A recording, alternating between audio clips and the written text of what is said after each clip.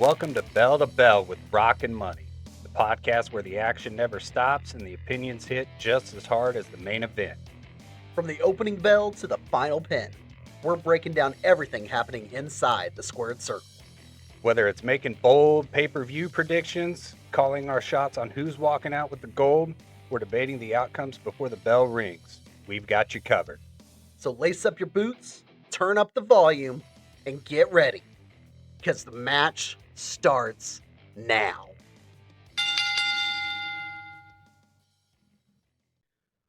Welcome back, wrestling fans, to the only podcast that you need to know about. This is Bell to Bell with Rock and Money. I am your master of ceremonies, B Money. I am Rock. All right, guys, this is round 2 of pay-per-views from this past weekend. This is one we don't get to do very often, but we're going to do a TNA Slammiversary pay-per-view, review. Correct. God, it was a big pay-per-view, tons of title changes. Only one title actually stayed the same. Yep. So this was big for TNA. This was like a changing of the guard. Pretty much. Gosh, it was so good. Again, you know how I am, guys. I like to start for the non-title stuff first. Yep. Eddie Edwards versus Moose. This was an interesting stipulation called a no surrender match. Basically, you had a person on the outside. They were the ones that had to throw in the towel for you. Yeah, so it was basically the equivalent of an I quit match. But you weren't saying I quit. It was basically the person that was in your corner was saying I quit for you. Yes. It was by proxy. Yes. So in Eddie Edwards' corner, we had his wife, Alicia Edwards. Moose's corner, we had Dango, Fandango, JDC, whatever you want to call him. And he would not throw in the towel no matter what. Alicia finally did, leaving Moose with the win on this one. I mean, this was the right call. Yeah.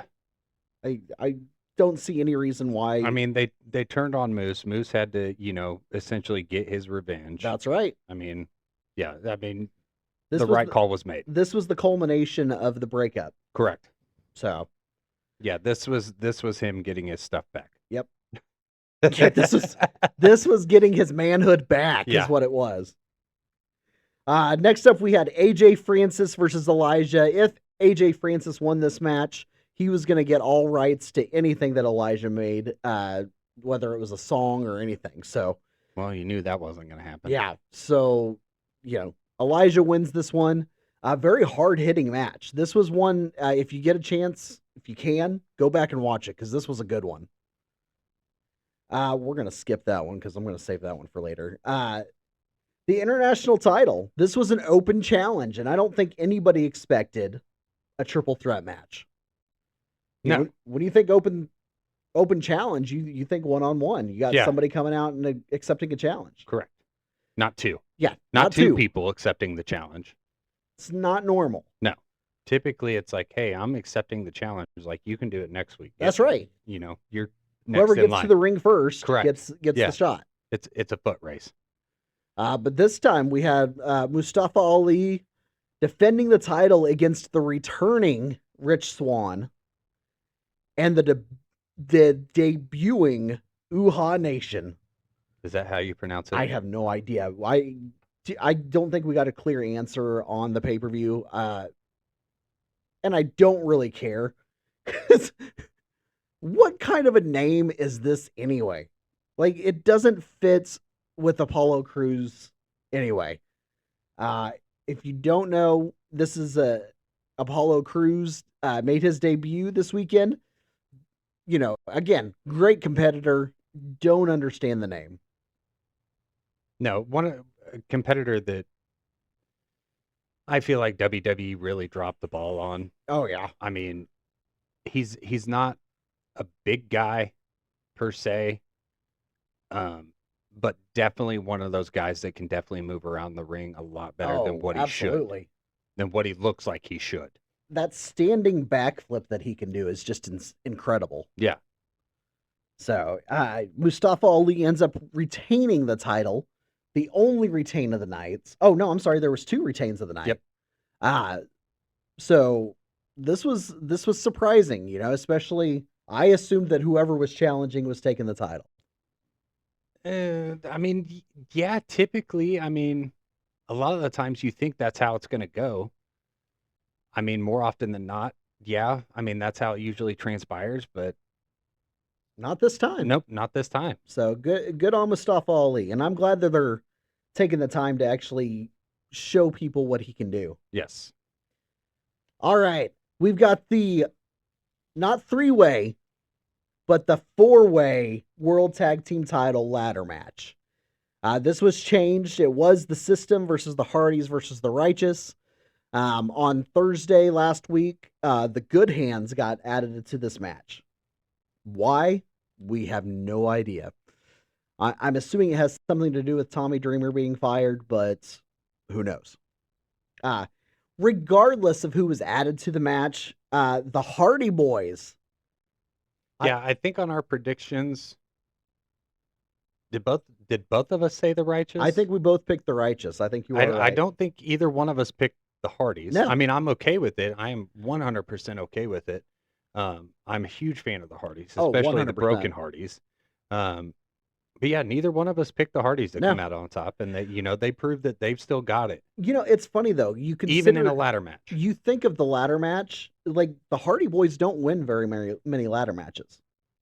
Not really. No, they're in a lot of them, but Yeah, they don't win very many of them. which is crazy because that was their match. Specialty. Yeah, but So, yes, the System has been dethroned by the Broken Hardy Boys. All right, moving on to the Knockouts tag team title match. The Elegance brand versus the tag team now dubbed as Demon Bunny, which I love. it's kind of creepy. I But love it. okay.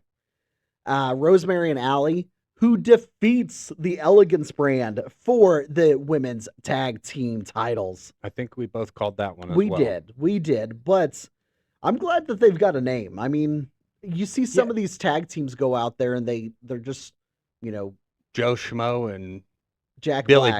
Bob. Okay, shouldn't say Jack Black. Sorry. Yeah. Joe Schmo and Billy Bob. Yeah. They call them by their names. I feel like they don't really get to become a tag team until they get that name. Yep. I mean, I what agree. was the name of Sheamus and Cesaro? What was the name of The their tag team? Bar. That was it. Yes. The Bar. That was one of those tag teams it's you see it very, very rarely. 2 people just thrown together and it's like, okay, you guys are going to be partners Yep. and thrown into a tag match. And they ended up being one of the best tag teams. Absolutely. In the past WWE. 15 Yeah. years. So, but then you've got people like, AJ Styles and Dragon Lee, which they couldn't go by AJ Lee. I wish they could have. That would have been hilarious. But regardless, Demon Bunny does take the Knockouts tag team titles. All right, keeping with the Knockouts world title match, Li Ying Li defending against Xia Brookside. Xia Brookside finally topples the mountain and wins the Knockouts Women's Championship. See, and you called that one. I did call that one. I called that she was going to retain, but you called that there was going to be a new champ. And sure enough, there was. I'm a fan of Xia Brookside. She is still green, but TNA is willing to work with her, and that's the thing. I don't think that this is one of those things where Xia Brookside is passing anybody up. I'm not saying she's going to be the greatest champion of all time, but TNA is giving her a shot. Correct. So I'm excited for this one. All right. Moving on to the Ultimate X match for the X Division Championship. This match is one of my favorites. This match has one of my all-time favorite wrestler in it. And this was just, I can't say enough good things about this. I love the Ultimate X match, and the people that they put in there this time deserved every second that they had in that match. Cedric Alexander defending his title against Leon Slater, Frankie Kazarian, Mr. Elegance, Fabian Eichner, Casey Navarro, and my boy, Amazing Red. Uh, I think we both picked on this one that Cedric Alexander wasn't retaining. No, I can't remember exactly who you picked. I didn't choose a specific wrestler in this match to win, but I flat out said that Cedric was not retaining Yeah, and I'm proved us pretty both wrong. I'm pretty sure I picked Fabian Eichner because I thought it would be, again, much like Zaya Brookside. I think it would have been a nice way to say, hey, we're going to give you the shot. Yeah. But that's not the case. Cedric Alexander walks away with the X Division Championship. But even more than that, Amazing Red didn't walk out of that a loser. no, he did Because not. what happened after the match? After the match, Frankie Kazarian sticks around and tells Amazing Red that he is being entered into the TNA Hall of Fame at Bound for Glory. Very well deserved. That's what I'm talking about. I was so happy to hear this. You guys will hear me talk about Amazing Red all the time. I think he is an amazing competitor, and I think a lot of people still don't know who Amazing Red is, and which is sad because the stuff that he can do still, but particularly what he could do back when TNA first started, just a masterpiece. You don't even have to go. So let me say this. You don't even have to go and find a specific match for Amazing Red. No, There are some out there, but I guarantee you that if you were to go out there and find just a highlight reel of Amazing Red, it would make you want to watch his matches. Hands down. agreed. Like, if you see, even when, he had left TNA and was out of TNA for what, the last 10 years? Oh, more than that. It's been a while. Yeah. I mean, the stuff that he was still able to do, outside of TNA and go back to when he was in TNA and kind of made a name for this match, for, the Ultimate X match. Yep. Just go back and watch a highlight reel because like I said, I guarantee it, as soon as you do, you're going to be like, now I want to watch a full match with this dude. Yes. Like, I want to see what this dude can really do, like, inside a full match. And I tell people all the time, he's 100% correct. Rock is right. You can pick any match in the world and find out that Amazing Red is an amazing competitor. Yeah. But my favorite match, in my top 5 matches of all time, but my favorite match of his was on a TNA Explosion back in the day versus AJ Styles.